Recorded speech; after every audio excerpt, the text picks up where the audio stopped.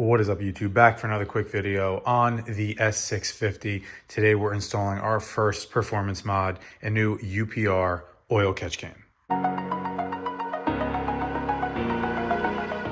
right, so guys, we have about 320 miles on this beast, our Mystichrome RTR Spec 3, freshly back from the lab. So I wanted to get this on for some preventative maintenance and to keep this thing running healthy. So we'll do a quick unboxing. You get a paper here, which just kind of goes over maintenance and warranty and tells you to scan that code on the outside of the box, which is right there for your instructions. There is no paper instructions. It's all digital. They send you a few different stickers, which is very nice of them. Get a few of those. Then this is your catch can itself. You have your two hoses, your spacer, and the bolts and washers that you will need to mount it. So now here we have the star of the show, the actual catch can. So you can see they already have some thread lock on there. And it's supposed to be a pretty straightforward install. We're just going to take this bracket off and we're going to mount that over there under the battery tray. So let's get to this and see how long it takes. First step is to remove the battery cover with the 3 push pins. Once you have those out, you can remove that cover and set it aside. Then there's a 10mm bolt that's on the inside of the battery tray. It's the top one. You're just going to remove that because we're going to be replacing it with a new provided one that you could see is on the short end of this spacer setup here with the crush washer and washer.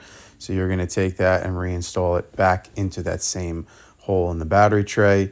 And then we're also going to unscrew the long bolt that's in the spacer that they provide and set that aside for later. Once you have that new bolt installed, then we can go ahead and we can thread on the long spacer with the notch side facing towards the car. Once you have that threaded on as hand tight as possible, then we're going to disconnect the mounting bracket on the catch can. You're just going to unscrew that and you're going to take that 90-degree bracket and you're going to set it up with the long bolt as well as that additional spacer. Then you're going to grab a small Allen key and you're going to loosen the 2 top bolts there, which will allow the bracket on the catch can to swivel and allow you to install that onto that spacer and mounting bracket that we previously put off of the battery tray. Just leave it hand tight so that you'll be able to manipulate the catch can when we're trying to plug in the hoses, and then we will snug everything down once we're done. Then you're going to remove both PCV hoses. You're just going to push in on that light gray clip and pull firmly back, and you'll be able to remove both the long and short hose. Then you're going to install the new provided short hose as well as the new provided long hose, which will pop right on with the factory style connectors without a problem. And you're just going to want to route the long hose as best as you can. It is a tight fit. Once you have that done, then you can adjust the catch can where you like it. You're going to tighten those bolts on the top for the swivel, tighten down the handle, and you're all set. Then you just need to reinstall your battery cover with the push pins, and we're all done. All right, guys, so we are all done. The whole install took me about 30 minutes or so because I took my time and wanted to make sure I did everything properly. So this is the fitment here. Overall, the quality of the piece is super nice. They use high quality hoses, factory style connectors. Everything's nice.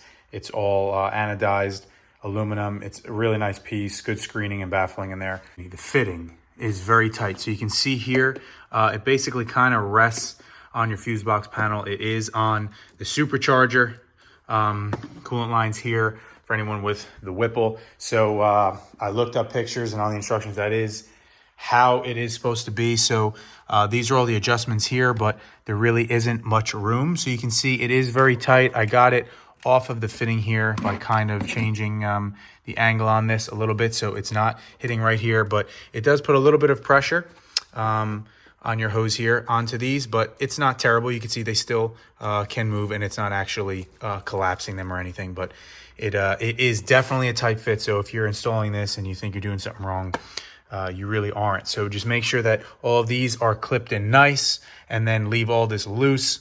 Once you have all your fittings in where you like it, then tighten down the top as well as this. Make sure your bracket is nice and tight.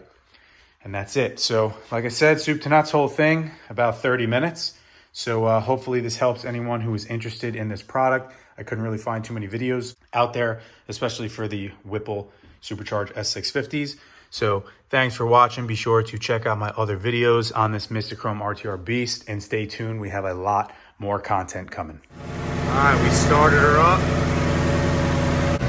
Don't smell any leaks. Don't feel any leaks. And no check engine light.